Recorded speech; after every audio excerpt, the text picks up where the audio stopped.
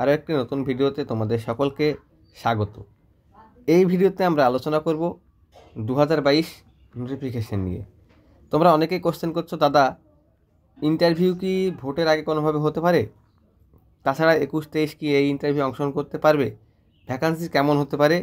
Interview candidate কত হতে পারে?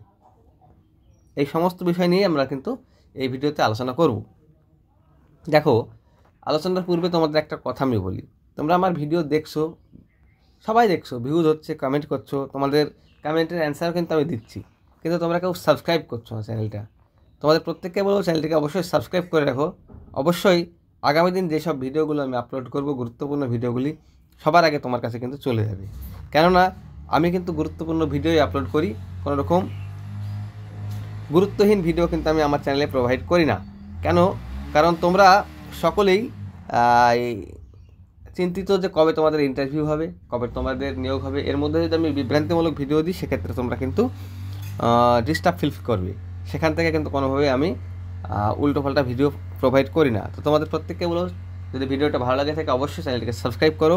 পরবর্তীতে তোমাদের অবশ্যই কিন্তু কাজে লাগবে। লেটেস্ট আপডেটগুলো কিন্তু এই চ্যানেলেই পেয়ে যাবে। তো চলো আলোচনায় প্রবেশ করি। দেখো, ইন্টারভিউ ভোটের আগে হতে পারে কিনা। দেখো, একটা বিষয় তোমাদের স্পষ্ট জানতে হবে যে আমাদের আগে নোটিফিকেশান, প্রথম হচ্ছে ইন্টারভিউ নোটিফিকেশান আনা, তার পরবর্তীতে ইন্টারভিউ কবে হবে সে ডেট তো অবশ্যই আসবে, কিন্তু নোটিফিকেশানটা আমাদের ফার্স্ট।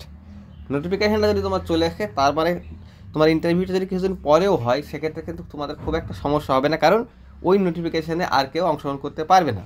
তো সেখান থেকে প্রথম লড়াইটা হচ্ছে নোটিফিকেশান নিয়ে আসা। তো নোটিফিকেশানটা যত দ্রুত আনা যাবে, যদি ইন্টারভিউ হতে একটু পরেও হয় হয়তো, তাতে তো কোনো সমস্যা হবে না, কারণ অন্য কোনো ক্যান্ডিডেট কিন্তু এই ইন্টারভিউ আর অংশগ্রহণ করতে পারবে না, কারণ যেহেতু নোটিফিকেশান বেরিয়ে যাচ্ছে। পরবর্তীতে যদি ম্যাটের রেজাল্ট করে, তারাও কিন্তু আর পারবে না। তো সেখান থেকে নোটিফিকেশানটা কিন্তু তোমাদের মূল লড়াই। ভোটের আগে কি পরে হচ্ছে এটা কিন্তু কোন লড়াই না। আর তারপরেও বলি, এটা লোকসভা ভোট খুব একটা ফ্যাক্টর হয় না, এটা বিধানসভা ভোট হলে নিয়োগ প্রক্রিয়ার সঙ্গে সম্পর্ক হয়। ঠিক আছে, তো এখানে অত বড় সমস্যা হয়তো হবে না। 21-23 ব্যাপারটা দেখো, 21-23 ব্যাপারটা কি, এইটাই বলছিলাম যে নোটিফিকেশানটা আগে না। যদি নোটিফিকেশানটা আগে আসে, মানে যদি নোটিফিকেশানটা খুব তাড়াতাড়ি আসলে 21-23 যে রেজাল্ট, অর্থাৎ পার্ট 2 এর পরীক্ষার যে রেজাল্ট, সেই রেজাল্ট পাবলিশের আগে যদি নোটিফিকেশান আসে, সেক্ষেত্রে 21-23 বসতে পারছে না আপাতত দৃষ্টিতে। যদি আমরা জানি সুপ্রিম কোর্টে একটা 20-22 কেস আছে, ঠিক সেম কেস 21-23 এবং 20-22 একই ম্যাটার। যদি 20-22 জিতে যায়, 20-22 যদি 11,765 রিক্রুটমেন্ট অংশগ্রহণ করতে পারে, তবে কিন্তু যদি 21-23 রেজাল্ট পাবলিশ নাও হয়, সেক্ষেত্রে 21-23 কিন্তু 2022 স্টেট প্রাইজের সঙ্গে ইন্টারভিউ অংশগ্রহণ করছে, এই বলার অপেক্ষা রাখে না।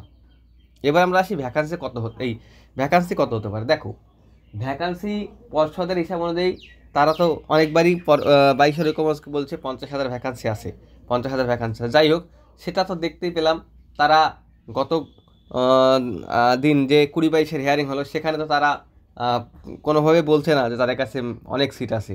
তারা বলতে চাইছে তাদের কাছে 11,765 সিট আছে। হ্যাঁ, আর অতিরিক্ত ভ্যাকান্সি এর কথা বলতে গেলে তারা কিন্তু টোটালি বিএডকে টেনে আনছে, অর্থাৎ বিএড থেকে যে শিক্ষক মহাশয় এরা হচ্ছে বাদ যাবেন, সেই শিক্ষকের যে 7,000 ভ্যাকান্সি থাকবেন, সেখান থেকে নাকি আরও 3,000 ভ্যাকান্সি তারা পেয়ে যাবে। তারা কিন্তু কোনোভাবে বলছে না যে আমরা আজকে 2 বছর 3 বছর নিয়োগ করিনি, সেখানে আমাদের প্রচুর ভ্যাকান্সি পড়েছে, সেটা কিন্তু বলছে না। তার মানে তাদের চিন্তাভাবনাটা তোমরা সকলেই বুঝতে পারছো। তো তবুও বলবো, ভ্যাকান্সি কিন্তু 20,000 কিন্তু ভ্যাকান্সি আসবেই, 20,000 ভ্যাকান্সি মিনিমাম আসবে। এ নিয়ে তোমাদের কিন্তু কোনো সন্দেহ নেই, এ দিয়ে টেনশন করার কিছু নেই। এইবার বলছে ইন্টারভিউ কত ক্যান্ডিডেট অংশগ্রহণ করতে পারে। দেখো, ইন্টারভিউ অংশগ্রহণ কত ক্যান্ডিডেট করতে পারে, এইটা যদি আমরা আলোচনা করি, আমাদের এখন বর্তমানে ফ্রেশ ডিএলএড কিন্তু 2022 স্টেট প্রাইজের সঙ্গে রিক্রুটমেন্ট অংশগ্রহণ করবে। অন্য কোনো না বিএড না এনআইএস ডিএলএড কোনো কিছুই কিন্তু অংশগ্রহণ করতে পারছে না। 2 ইয়ার ডিএলএড কিন্তু অংশগ্রহণ করবে। তো 2 ইয়ার ডিএলএড কিন্তু, যে প্রথম তোমরা যদি দেখো যে বিএড সহ 1 লাখ বা 1.5 লাখ পাস করেছিল, তো পরবর্তীতে 1 লাখ বাদ যাওয়াতে 50,000, তার পরবর্তীতে এনএস ডিএলএড বাদ যাওয়াতে প্রায় 21-23কে যদি আমরা অ্যাড করি, সেখানে কিন্তু 25,000 ক্যান্ডিডেট আগামী দিনে ইন্টারভিউ দিচ্ছে। আর 21-23কে যদি তুমি অ্যাড না করো, সেখান থেকে কিন্তু প্রায় 23,000 থেকে 22 থেকে 23,000 কিন্তু ক্যান্ডিডেট ইন্টারভিউ অংশগ্রহণ করছে। পরবর্তীতে যদি অন্য কোনো সমস্যা না হয়, ম্যাটের রেজাল্ট না বেরোয়, ম্যাটের রেজাল্ট বেরিয়ে যদি বেড়ে যায়, সেটা আলাদা বিষয়, কিন্তু এই মুহূর্তে 25,000-এর উপরে কিন্তু ক্যান্ডিডেট নেই।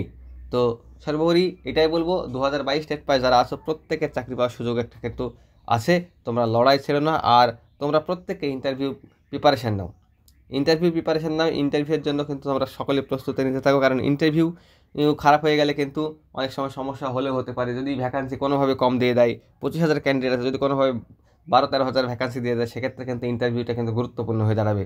বিশেষ করে জেনারেল যারা আছো, ওবিসি এ এবং ওবিসি বি যারা আছো, তাদের জন্য ইন্টারভিউটা খুব ভাইটাল। ক্যাটাগরিতে একটু ইন্টারভিউ তুলনামূলকভাবে খারাপ হলেও অনেক সময় ক্যাটাগরি ক্যান্ডিডেটটা কিন্তু কাট অফে চলে আসে। তো সেখান থেকে ক্যাটাগরি বলতে আমি ওবিসি এ বি কথা বলছি না, বিশেষ করে এসসি এসটি ফিজিক্যালি যারা আছো তাদের ক্ষেত্রে একটু সুবিধা আছে। তো তারপরেও আরেকটা কাট অফ তোমাদের বলে দিই, যেমন তোমাদের হচ্ছে জেনারেল যারা মোটামুটি 24-এর উপরে আছো, জেনারেল ওবিসি বি মানে ম্যাক্সিমাম 24-এর উপরে যারা আছো বা 24 যারা আছো, তারা কিন্তু একটা ভালো জায়গাতেই আছো বর্তমানে। ইন্টারভিউ কিন্তু 5-6 পাওয়াটা যায়, আর 5-6 পেলে কিন্তু তোমার একটা চাকরি পাওয়ার চান্স হয়ে যাচ্ছে। তো চলো ভিডিওটা এখানে শেষ করি, থ্যাংক ইউ।